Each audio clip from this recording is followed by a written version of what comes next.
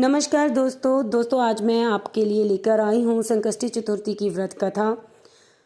संकष्टी चतुर्थी आषाढ़ मास की इस बार 7 जून को पड़ रही है और इस व्रत को करते कैसे हैं, इसकी विधि क्या है, ये तिथि कब शुरू होकर कब खत्म हो रही है, चंद्रमा की उदय होने का समय क्या है, ये सब चीज़ें मैं आपके साथ इससे पहले वाली वीडियो में शेयर कर चुकी हूँ। जिसने वो वीडियो नहीं देखी है वो बेल आइकन में जाकर उसके लिंक पर जाकर पहले वो वीडियो देख सकता है। मैंने उस वीडियो का लिंक आप सबके साथ नीचे डिस्क्रिप्शन बॉक्स में भी शेयर कर दिया है। लेकिन इससे पहले कि मैं कथा आरंभ करूं, मेरा आप सबके साथ निवेदन है कि अगर आपने अभी तक इस चैनल को सब्सक्राइब नहीं किया है तो जल्दी से कर लीजिए, क्योंकि मैं इसके बाद और बहुत सारी कथा कहानियाँ हर इम्पॉर्टेंट डेट्स को लेकर, तिथियों को लेकर, व्रत त्यौहार के लेकर आप लोगों के साथ शेयर करने वाली हूँ। तो चलिए कथा शुरू करते हैं। मैं नीतू अपने इस चैनल मंत्रा चैंटिंग पर आप सबका स्वागत करती हूँ। द्वापर युग में महिष्मती नगरी का महिजित नामक राजा था। वह बड़ा ही पुण्यशील और प्रतापी राजा था। वह अपनी प्रजा का पालन पुत्रवत करता था, किंतु संतान विहीन होने के कारण उसे राजमहल का वैभव अच्छा नहीं लगता था। वेदों में निसंतान का जीवन व्यर्थ माना गया है। यदि संतान विहीन व्यक्ति अपने पितरों को जल दान देता है तो उसे पितरगण उस जल को गर्म जल के रूप में ग्रहण करते हैं। इसी चिंता में राजा का बहुत समय व्यतीत हो गया। उन्होंने पुत्र प्राप्ति के लिए बहुत सा दान दिया, यज्ञ किए और ऐसे बहुत से कार्य किए, फिर भी राजा को पुत्र की प्राप्ति न हुई। जवानी ढल गई और बुढ़ापा आ गया, किंतु वंश में कोई वृद्धि न हुई।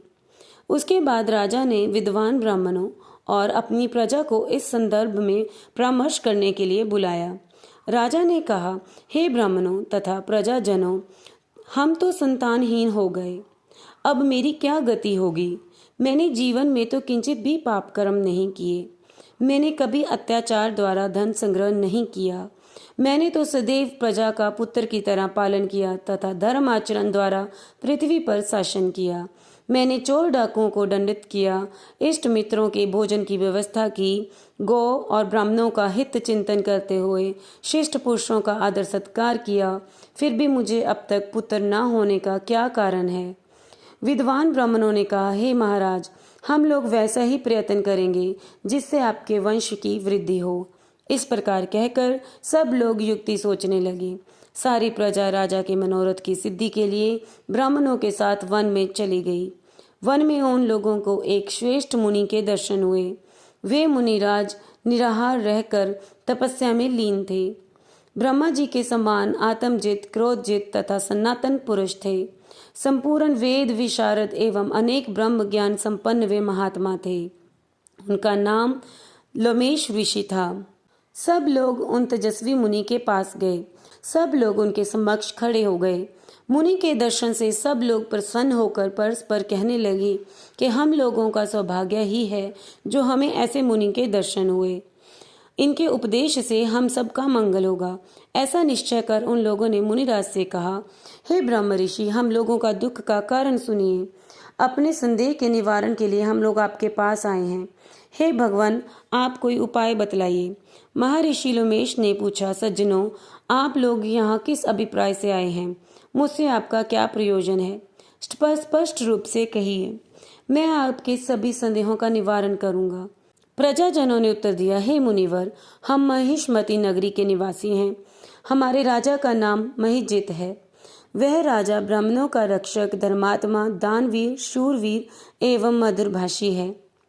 उस राजा ने हम लोगों का पालन पोषण किया है, परंतु ऐसे राजा को आज तक संतान की प्राप्ति नहीं हुई। हे भगवान, माता पिता तो केवल जन्मदाता ही होते हैं, किंतु राजा ही वास्तव में पोषक एवं संवर्धक होता है। उसी राजा के निमित्त हम लोग ऐसे गहन वन में आए हैं। हे महर्षि, आप कोई ऐसी युक्ति बताइए जिससे राजा को संतान की प्राप्ति हो, किंतु ऐसे गुणवान राजा का कोई पुत्र ना हो। यह बड़े दुर्भाग्य की बात है। हम लोग परस्पर विचार विमर्श करके इस गंभीर वन में आए हैं। प्रजा की बात सुनकर महर्षि लोमेश ने कहा, हे भक्तजनों, आप लोग ध्यान पूर्वक सुनो। मैं संकट नाशक व्रत को बतला रहा हूँ। यह व्रत निसंतान को संतान और निर्धनों को धन देता है। आषाढ़ कृष्ण चतुर्थी को एक दंत गजानन नामक गणेश की पूजा करें।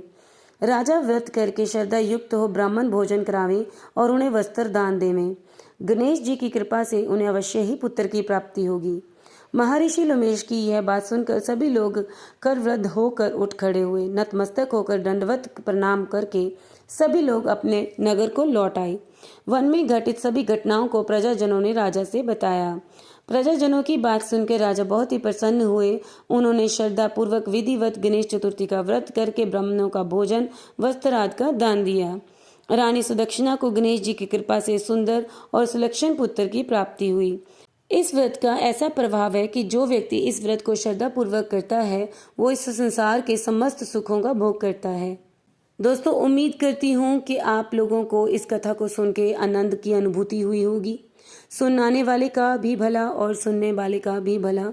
तो दोस्तों, बने रहिए मेरे साथ और ऐसे बहुत सारी कथा कहानियाँ लेकर मैं फिर मिलूंगी आपके साथ।